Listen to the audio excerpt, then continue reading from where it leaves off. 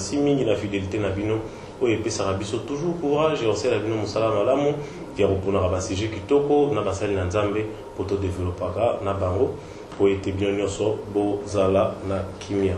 Merci bandeko balandi sujet tolobela lelo eza sujet moko kenda motuya sujet eza motuya na obanda nano na bandeko na biso nyonso baza na Goma en tout cas toujours partager douleur oyo na bino nyonso bandeko na biso ya Goma mpona éruption oyo ti koboma bandeko ebele baperdre na babien na bango nde sikoyo lelo na mokolo lelo tolobela sujet oyo ezali le bilan des églises de réveil. Donc sujet na kolobela lelo na prophète Ndoba oyo boyebi na mesana toujours koyambaka ye kolekisa ye na émission na bino lelo tokodévelopper sujet kitoko ezali le bilan des églises de réveil nde na kopesa mosali na nzambe mbote na yo. Mbote mingi journaliste ya Buba ametisha journaliste ya Retour de Mwasili Congo. Micro pasteur.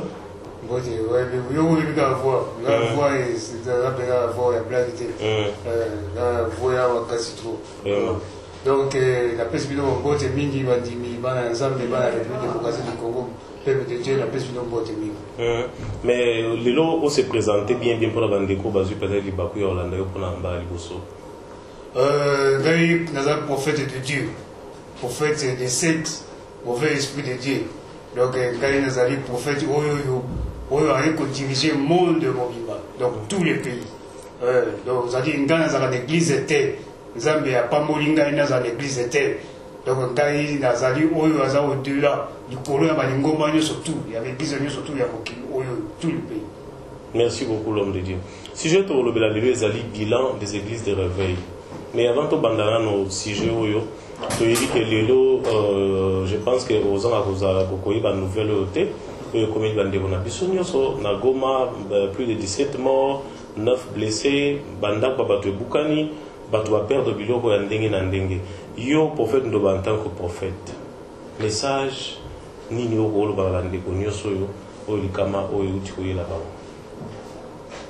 message ezali na oyo ngai na problème eza kati ya pays donc sali nga mutapani ete problème ni ko na kati ya pays donc sali il faut payer bakeza na bato ba pani ete donc sali ndenge bato bakufi ngai na loba kufa te ngalo babatami alors sikoyo na ndenge tozali awa boye tozali na problème eza problème oyo ya bakasi te donc ezali situation oyo eza koleka kuna na kati ya Goma famille mususu baperdre bandeko na bango biloko eza na mona tina ezali na tina mais eza pena na tina te na minute parce que soko perdre moto biloko koyi kozwano yango donc c'est-à-dire gouvernement il faut yelakisa na peuple ke baza na baravitaillement ya rapide bagouvernement pena bakomi wana te nga ya flatter te baza pena rapide te parce que oyo esali na Goma eza Goma eza musika awa nde na Kisasa matambongo ebele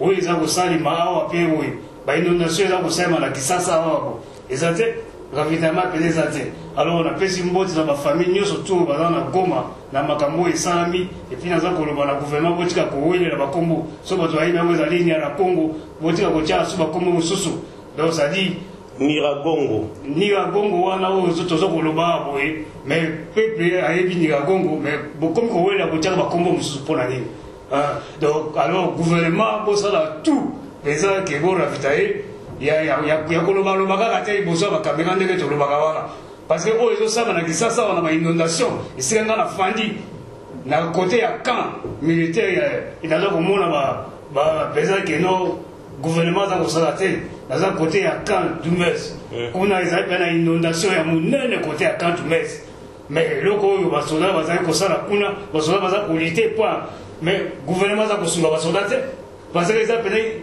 oyo esali na Goma oui mais so oyo ezosala na Kisasa donc ça dit bana ya Goma ngai prophète de Dieu na pesi bino ba courage makasi pesa oyo ekomeli bino ekomelaka mpe ngai esika na fandi donc na epi situation yango soki mbula ebeti bato baza kolela bato bandako na bango eza kokende oyo naza koloba boye bana ya tatu mese bati atinge baza koyoka ndenge prophète aza koloba na bango bana ya Goma biso bana ya tatu mese na bana ya kaba ya dingi nde topesi bino mpena bambote oyo ya solo mpe topesi bino bacourage ya solo. Merci beaucoup l'homme de Dieu. Opesi bango bambote pe courage pour bino na bango bo vivre paix moi bamakambo ya ndengo wana. L'homme de Dieu yo en tant que prophète, en tant que mosali na Nzambe. Nzambe alakisaki yo ata éruption ote ya Goma. Ngai Nzambe alakisaka ngai makambo ebele. Omoni makambo ya Goma sako ntango esalami wana bafoto eza nango na kati wana. Donc bafoto ezali na kati eza kolakisa ke bilongi eza na kati ya bamoto wana. Mpo bomona bilongi wana oeza na kati ya bamoto wana eza pasi.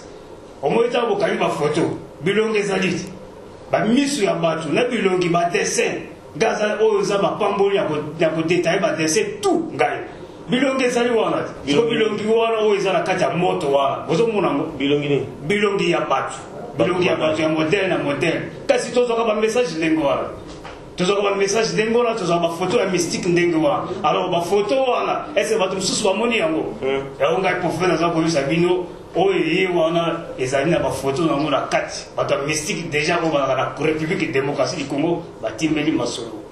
Mais sikoyo prophète otu olobaka komoni bafoto bozwaka bamystique ndenge wana mais est ce que yo mosali na Nzambe ntango ozolobela mystique na kati mystique ntango tozomona mystique tomonaka mingimingi eza kote ya Satan ya Lucifer mais yo oza prophète de Dieu obi omonaka babilongi omonaka bamystique et au détail biso na bafoto wana ya mystique wana oyo lobibi wana kati oyo uti kobima na moto ya volcan ya Nyiragongo.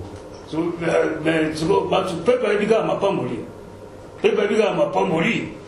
mystique eza nini mystique ezali oyo eza spirituel mystique eza kaka eloko mabe te mystique eza spirituel donc ngaza prophète ya bamystique kobanga te.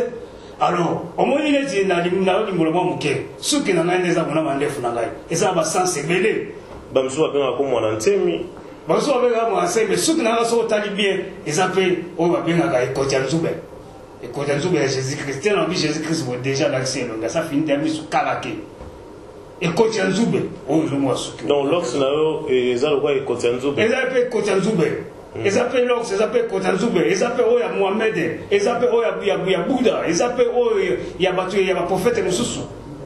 Donc ça dit mystique nani aza kokosa bapeuple de Dieu ke baloba mystique eza kaka pas Satan gasolola Satan mystique wana oyo bozoloba mystique yo ozolobaka eza mystique ya Satan aza besoin babenga mpe azwaka mystique azwa neti yango te mystique eza mpena ngai donc mystique eza eloko ya mabe te.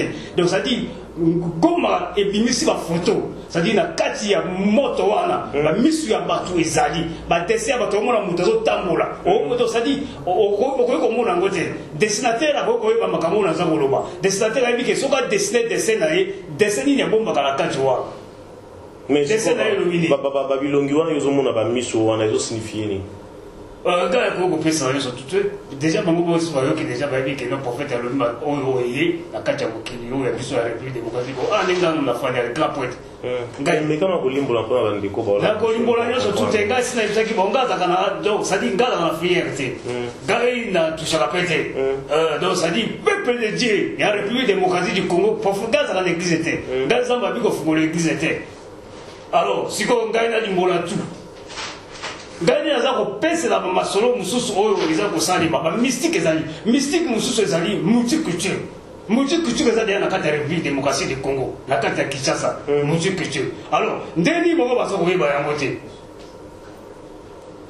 bino olobi nini yango sali mystique c'est quoi naza kosunga peuple pas ayeba mystique parce que tozana na systématique oyo ya réveil pour batu bayeba masolo ndenge nini ezako salima makambo eleki na komba.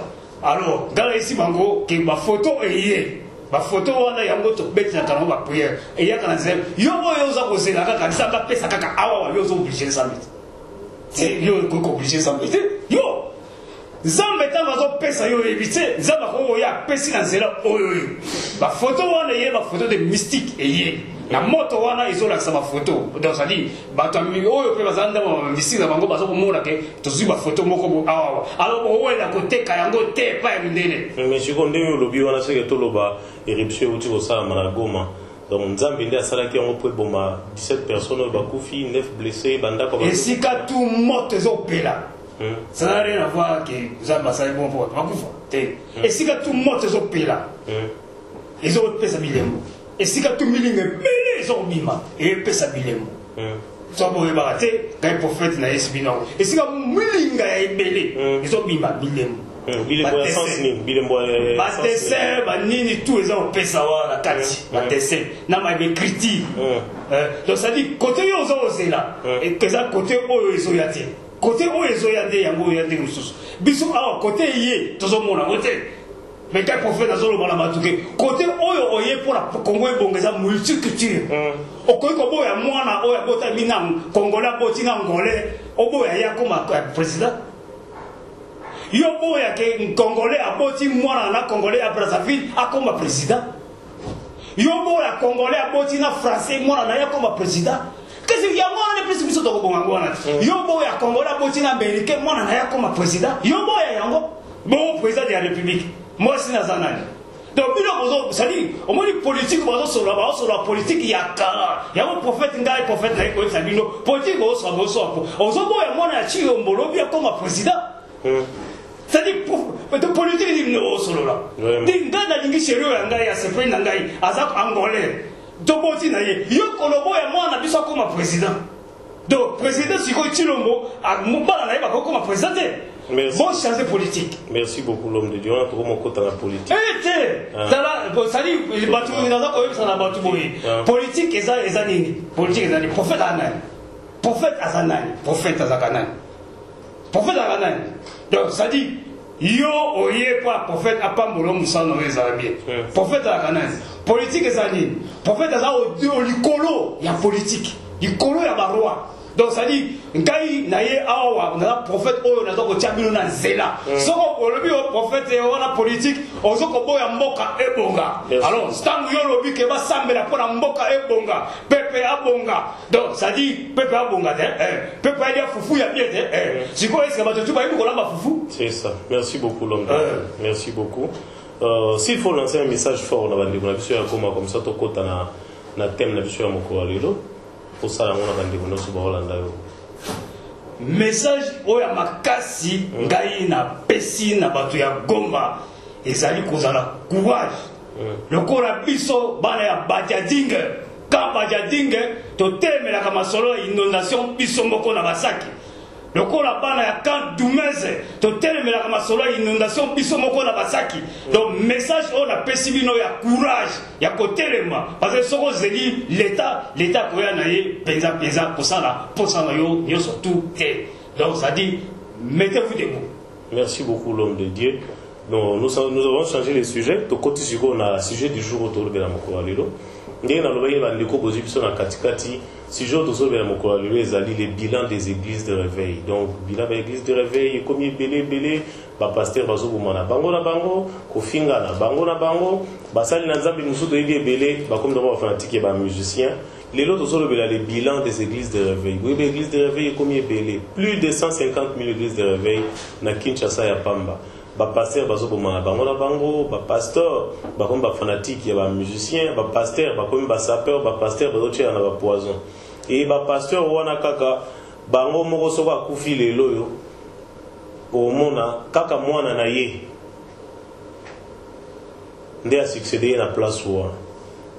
En tout cas to nager na mo ba question eza ebele et na ndeko mususu auta ekutuna ngawa. Après la mort du pasteur, qui peut s'en charger de l'église? Bandéonio Sobolanda, biso, ba pasteur to ebibino, bozana diacre, bo bandi na ye, bo souffrir, souffrance belé. Les lozate, ozuka amona na yo peut-être aye baka danzela lo sambote, otie na place wande to okota ce qu'on a sujet à l'élo le bilan des églises de réveil. L'homme de Dieu, toujours bien l'élo le bilan des églises de réveil. Plus de 150 000 églises na RDC. Plus de 150 000 églises de réveil. Pourquoi? Alors, Gaï n'est un prophète de Dieu.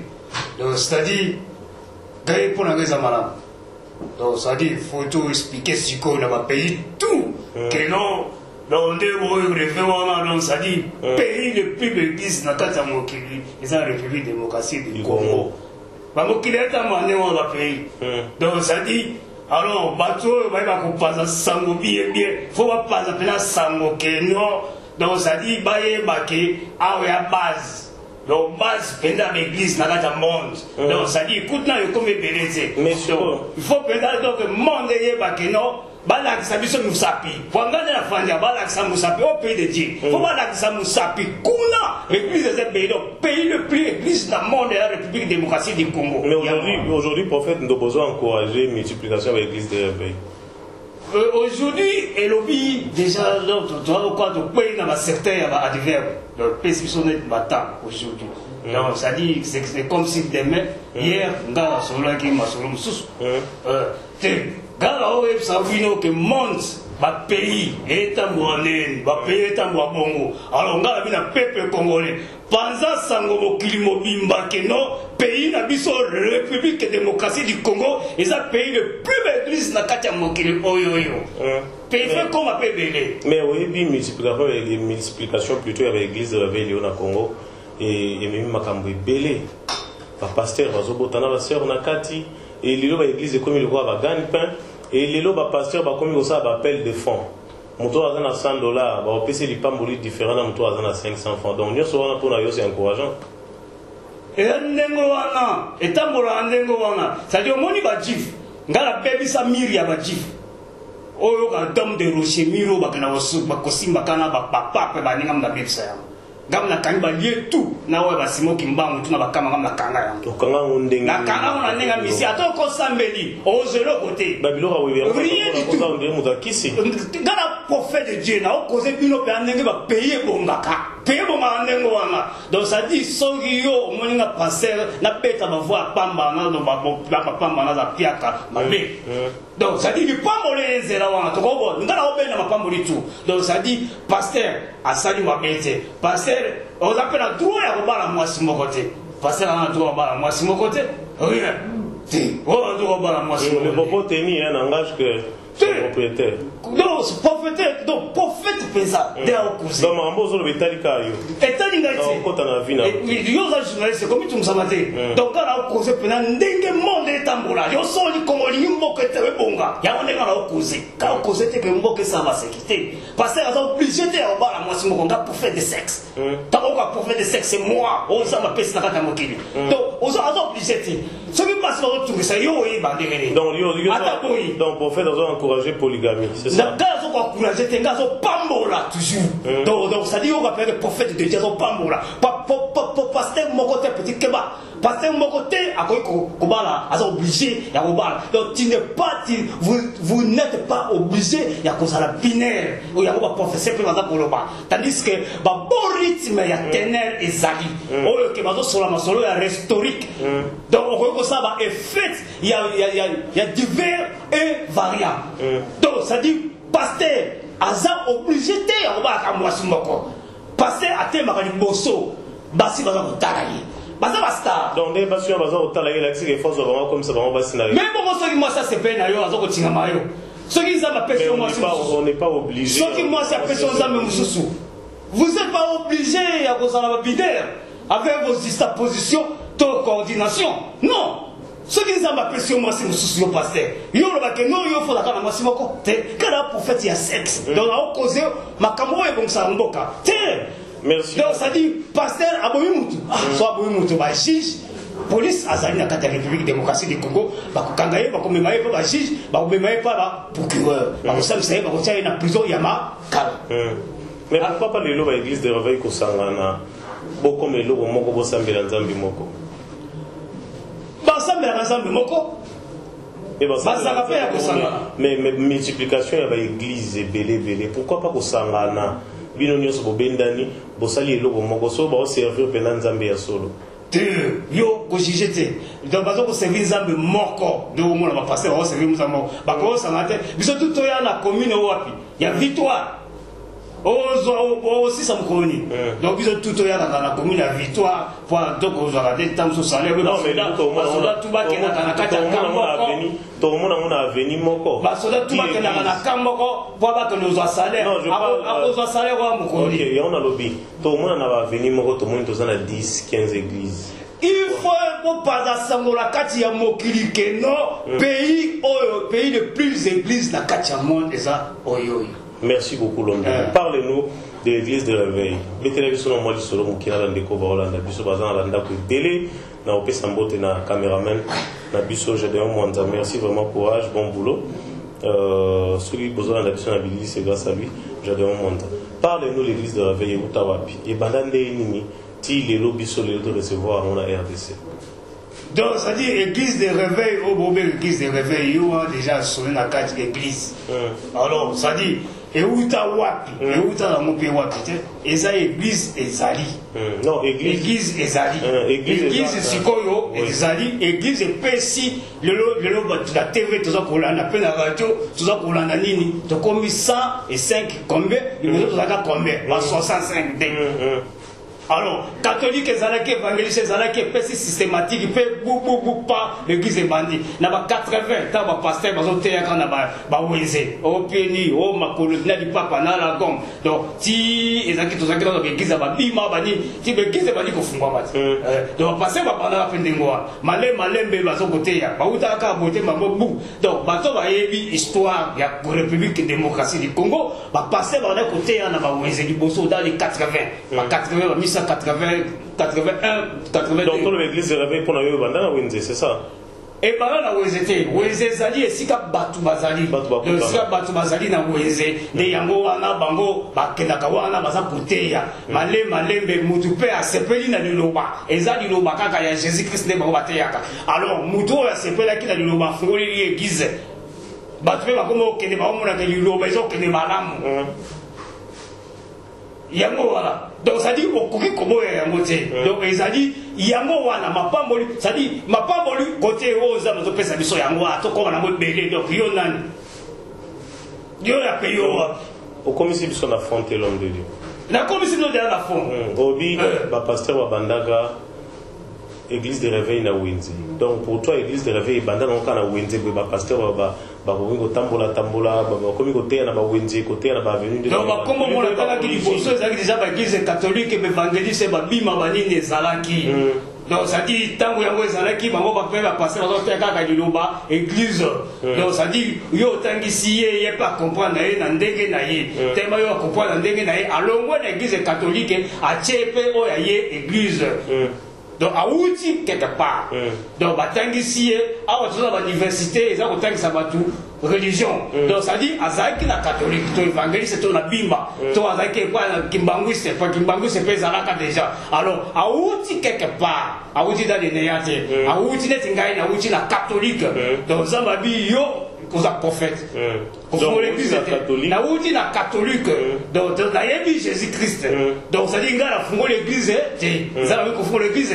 Donc, bah, passer voilà, bah, outil dans les néates, bah, tangaka. Alors, bah, outil, mais catholique, évangéliste, bima, izalaka. Kimbangu c'est pas ezalaka nango déjà donc ba wuti wana ndenge ya comprendre matin na yende mususu asa ipe ba kamwe ndenge mususu siko na ndenge pe tozo na minute tozo na ministre mususu ya sikati so ministre pe o tozo na ya sika ako comprendre que ministre ya pe ya zo comprendre o ndenge mususu ndenge yepe ndenge zo ngara bongisa mboka po abandi maye ndenge église de réveil ezaki. Mais pourquoi les lobino basali nzambe bo za la division ko fingana po yo pe na monaka o ils basali na nzambe belé on dit ma bango te loba neti o ya sala rakisi o ko pona wana pourquoi donc ça dit ngai le pasteur de la pasteur de Jésus Christ a dimi evanga galba bo Jésus Christ o basa me a dimi leo Dieu so ko cheka bo aozi aelewa Jésus Christ a dimi Jésus Christ akamona mwasi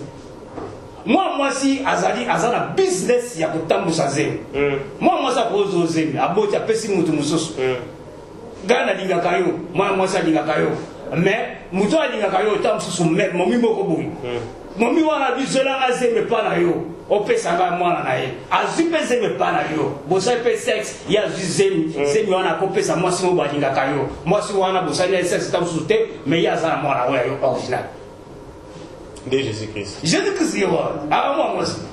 Philosophie des femmes. Histoire où il y a l'homme de Dieu. Histoire de religion. Religion. Histoire où il y a la cathédrale. Histoire où comment fait-il aux autres révélations ou soit.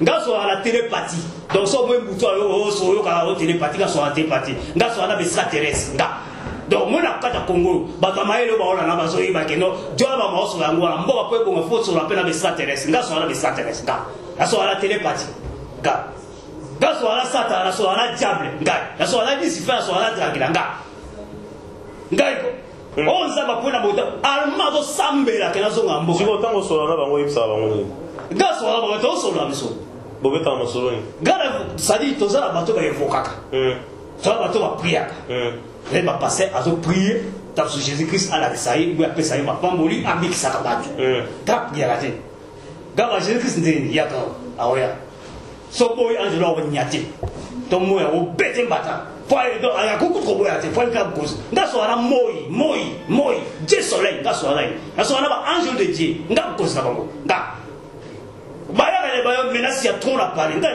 nda existe mais siko yo so na ba extraterrestre na ba diable otinda ba ange voilà sabino que bona mutaba kasi na kati ya République démocratie du Congo OK mais siko yebsa bango nini ba ange wana pour na Congo da yebsa bango nini to so fanda da yebsa ba Congo kwa mboke bonganga bo trouver ngai na yebsa de mboke ba bonga multiculture donc président Tshilombo na pression sous mususu.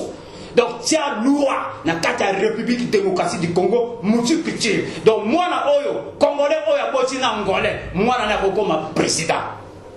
Oyo, azali étranger, aboti moi, na awawa, akoko ma tedo, deux étrangers, papa, maman, basab étranger, aboti moi, na wa, de akoko ma président. Mais ceux qui Congolais, aboti na Angolais, moi, na koko ma président. Ceux qui Congolais, aboti na Français, Belge, etc., moi, na koko ma président. Votez, pas. Politique, ils appellent quoi ba ocho na yo na kwa moko boy parce que yo mo na te ba ona so na ni métis mais oya yo baba nani ya mo na pambolisi ya mo donc ça dit multiculture ne ta ko bon ça Congo ba ole ba dans touriste est-ce qu'un prophète a commencé la partie politique prophète a au-dessus dans la colo la partie donc ko le la politique c'est na kata monde jamais. Donc, jamais la prophète, un pasteur a commencé la partie politique. Donc, pasteur a prophète de Dieu, un prophète, il y a Jésus-Christ était.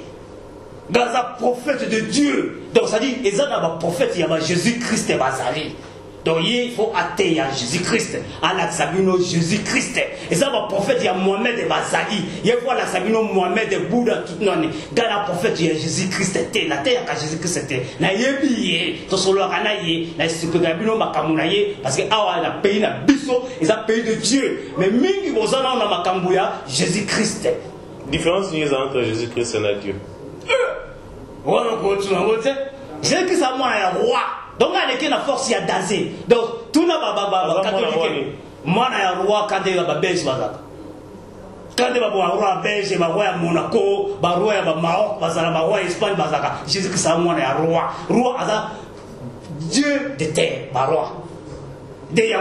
Jésus-Christ, il y a un roi des rois. Donc, à comment c'est le roi des rois? Il y a un roi, Mokozi Azalaka. Donc Jésus-Christ est un roi. Et Jésus-Christ est un roi. Un roi, il a payé. Jésus-Christ est un payé. Babomba, payé. Tu as besoin de ta difficulté. La dimension de certains moments.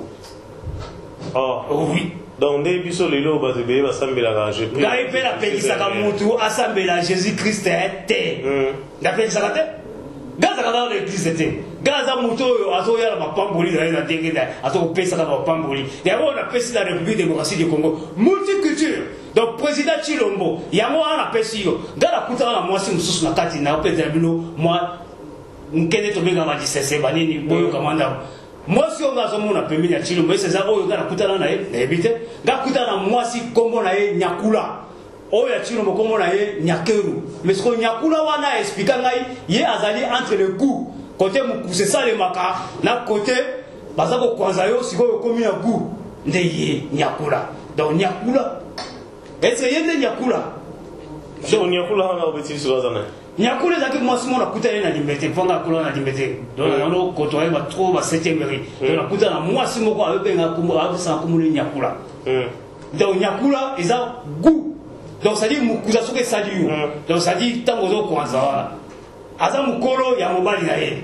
Mukolo ya mobali na sala ka soki politique.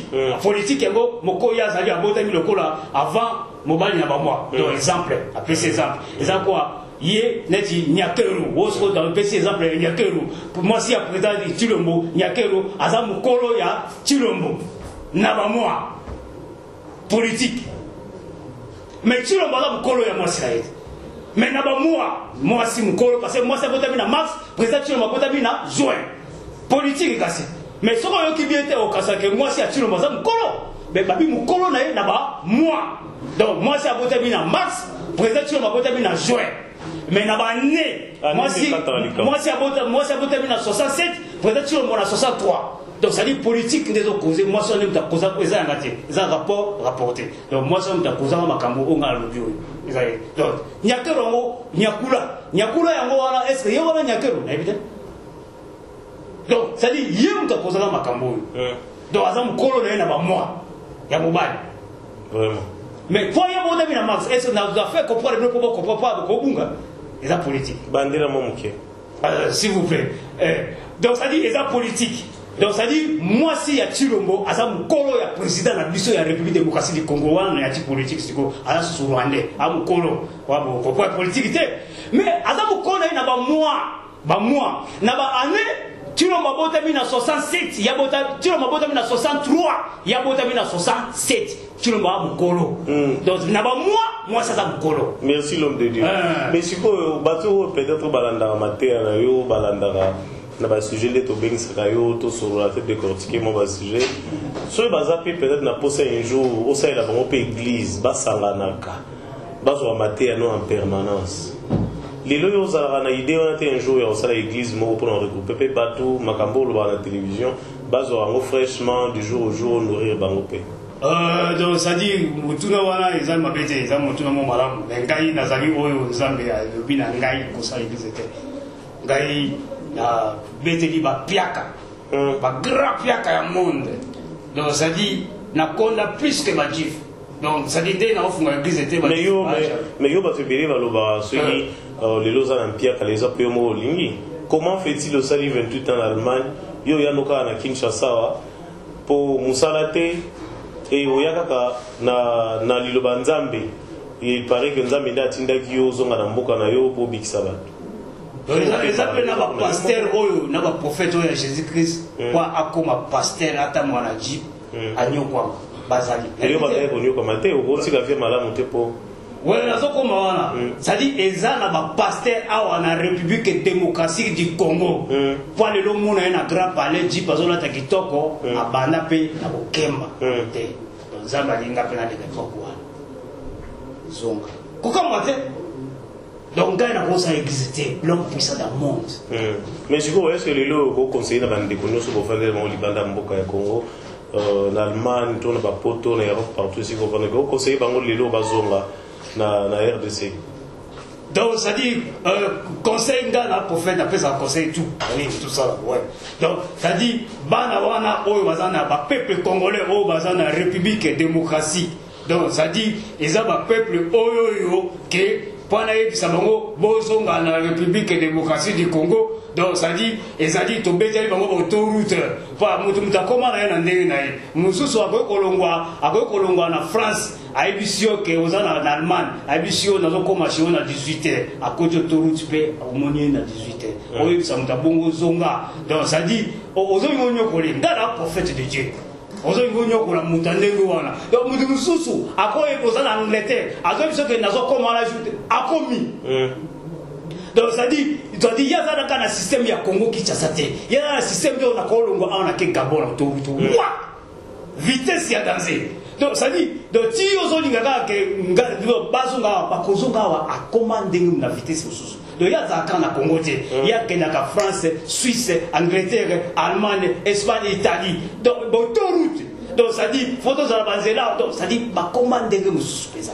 Donc ça dit et l'autre le Kolo Balabango ba peta ngade ba turu ya turo na kata République démocratique du Congo et ça le quoi tous ba touriste ya biso moko. Merci beaucoup l'homme de Dieu. S'il faut conclure na sija les bilans des églises de réveil. S'il faut conseiller, s'il faut lancer un message, moi il va souka poto kabana na moko alelo pour lancer message na bande konyo so bazolata. Ngai na lobi na peuple congolais boye, peuple de Dieu. donc sepela na mboka na yo l'église ezaka ebele ka wana nde bato bangindaka donc musicien so alinga teka CD faut soki bato basongi ebele ndazwi disque d'or. Alors sepela panza yango mokili mobimba bato batonga biso na bapays na bango ke tala pays wana l'église eza ebele ya ebele mpe eza ebele. Mais l'église eza ebele, souffrance zo persister toujours. Donc ça dit souffrance kobanga yango te souffrance ye azana ye wala kaka souffrance ako kimate souffrance aleka wala alors ba pays nde zasiko na souffrance na malamu te na bomo ya moto souffrance ezalaka na oka atana mboka mindele nga fana kata ba grand ghetto ya mindele ndo mona ngata mwa ba tsunga kata miki ba mindele pesa nga kwa mindele nga kwa mindele donc muso ko vana no be ba jeno ba bota mawana ako kopo ya no biso bota miwana ndeto mono kwa ya bota miwana azaka na mindele bamusu batala l'école baka yemo mutu mwindu yo wa prophète biso boy ka yemo mutu mwindu donc tama amona wazo yeba nawe ba mwe bano to boti na photo ba yeba ke no viwa ande azana zuma maulu ba yaso. Merci beaucoup l'homme de Dieu. Un petit message to kabona to conclure l'émission lelo.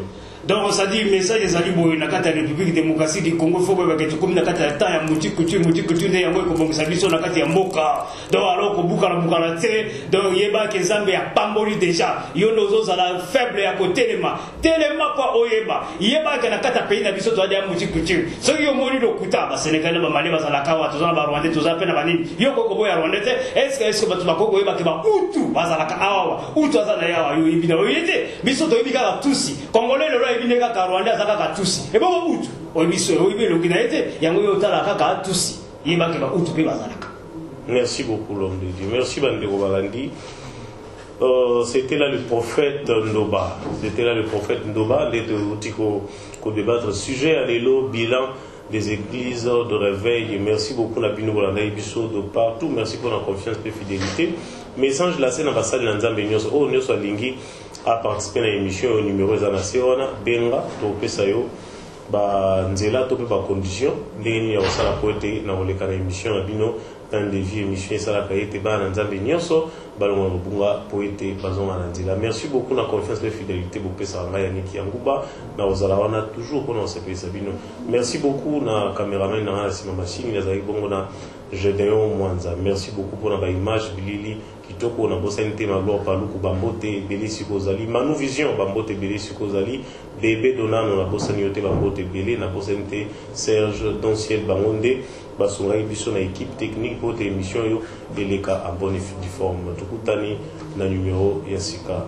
Bye bye.